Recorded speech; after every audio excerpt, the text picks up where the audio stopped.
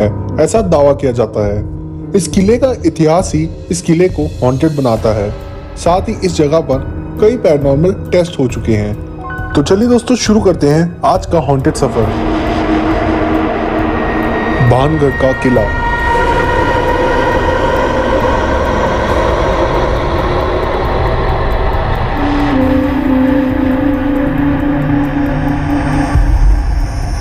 ये भानगढ़ का किला 16वीं सेंचुरी में बनाया गया था और ये राजस्थान में है। राजस्थान में रहने वाले लोग इसके इतिहास से वाकिफ हैं, इसलिए वो रात में तो क्या यहाँ दिन में भी जाना पसंद नहीं करते। गांव के लोग नहीं जाते हैं। गांव के लोग में शाम की 6 बजने के बाद में कोई भी नहीं जाता यहाँ, नो एंट्री है। ये किला भगवत दास ने अपने बड़े भाई माधव सिंह के लिए बनवाया था। ये किला सरिस्का रिजर्व के बॉर्डर पर स्थित है, जो कि अलवर डिस्ट्रिक्ट के राजस्थान में पड़ता है। लेकिन जो लोग पैरानॉर्मल एक्टिविटीज में बिलीव रखते हैं वो यहाँ गए भी और यहाँ से सही सलामत निकले भी, लेकिन अपने साथ कुछ ऐसे सबूत लेकर आए जो शायद सही में काफी हैरत अंगेज थे, और वो हम आपको इस वीडियो में बताएंगे। पहले आइए जानते हैं क्या इतिहास है भानगढ़ का।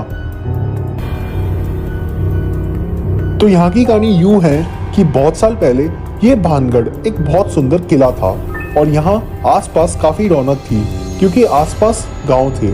और यहाँ इस किले में एक बहुत सुंदर रानी रहती थी जिनका नाम रत्नावती था। ये रत्नावती उस समय की आसपास के राज्यों की सबसे सुंदर स्त्री थी और इस रानी पर नजर पड़ गई एक तांत्रिक की, जो कि रानी को किसी भी हाल में पाना चाहता था। उसे पता था अगर वो रानी से सीधा इजहार करेगा तो उसे मार दिया जाएगा, इसलिए उसने काले जादू को अपनाने का रास्ता चुना।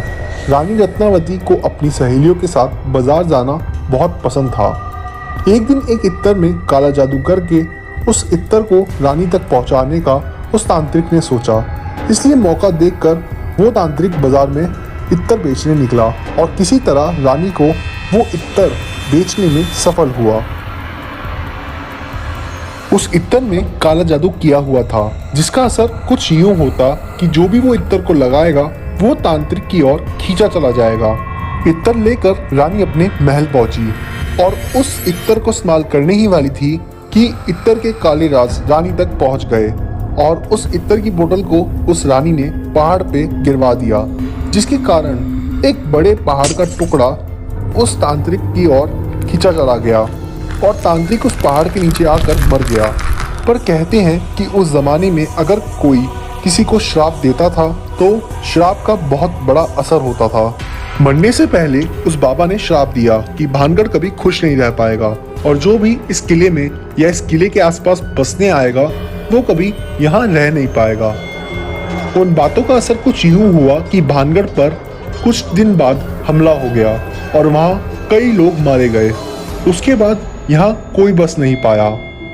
एक और कहानी है जो बड़ी ही फेमस है और वो ये है कि यहाँ पर एक चुड़ैल थी जो रत्नावती की सुंदरता से बड़ी ही नफरत करती थी और वो रत्नावती को मारना चाहती थी, इसलिए उसने काला जादू किया रत्नावती पर और वो जादू उस चुड़ैल पर ही भारी पड़ गया।